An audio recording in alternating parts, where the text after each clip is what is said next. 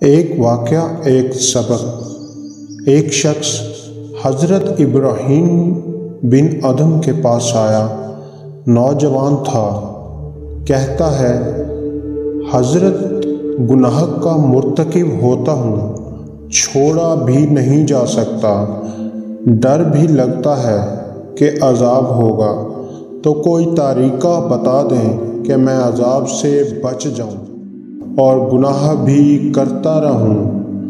اللہ والے بڑے دانا بینا ہوتے ہیں، دھکے نہیں دیتے، وہ محبت و پیار سے بات سمجھاتے ہیں، دل میں اتارتے ہیں۔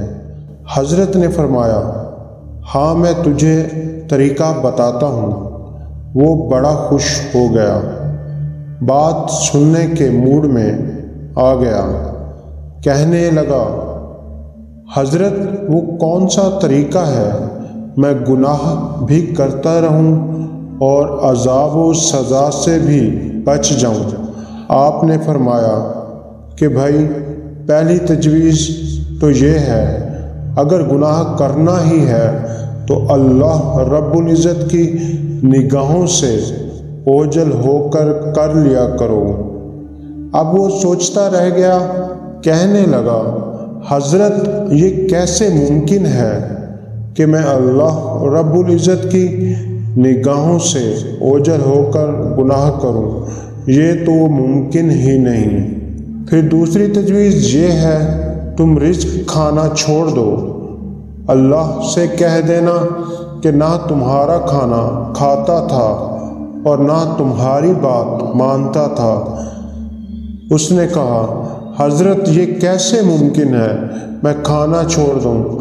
میں پھر زندہ کیسے رہوں گا؟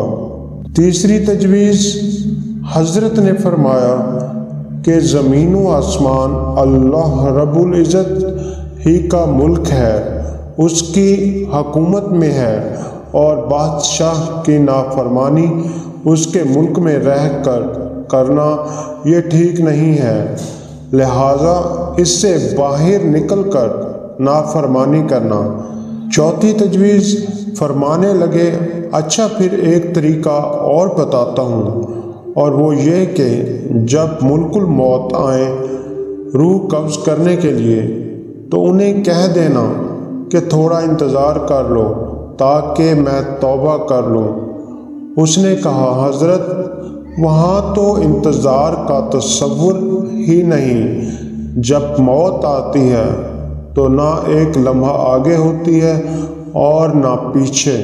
پانچویں تجویز، فرمایا ایک طریقہ اور بتاتا ہوں، اور وہ یہ کہ جب قبر میں تم کو دفن کر دیا جائے اور اس وقت منکر نکیر آئیں تم سے سوال پوچھنے کے لیے، تو تم کہہ دینا بغیر اجازت کیوں آئے؟ اس نے کہا، حضرت میں ان کو منع کیسے کر سکتا ہوں؟ چھٹی تجویز، فرمانے لگے، اچھا بھائی ایک اور طریقہ بتاتا ہوں، اور وہ یہ کہ جب قیامت کے دن تمہارے برے عملوں کو کھولا جائے گا اور پروردگار فرشتوں کو حکم دیں گے کہ اس کو گھسیٹ کر تم جہنم میں ڈال دو، تو اس وقت تم ضد کر کے کھڑے ہو جانا کہ میں تو نہیں جاتا۔ اس نے کہا، حضرت میری کیا حیثیت کہ فرشتوں کے سامنے ضد کر کے کھڑا ہو جاؤں؟ میری تو کوئی حیثیت ہی نہیں۔ اب لوہا گرم تھا اور چوٹ لگانے کا وقت تھا۔ حضرت نے فرمایا کہ اے بھائی، جب تیری حیثیت ہی کوئی نہیں تو اتنے بڑے پروردگار کی نافرمانی کیوں کرتا ہے؟ کہنے لگا، حضرت آج سے میں گناہوں سے توبہ کرتا ہوں اور آج کے بعد وعدہ کرتا ہوں کہ اپنے اللہ کی نافرمانی نہیں کروں۔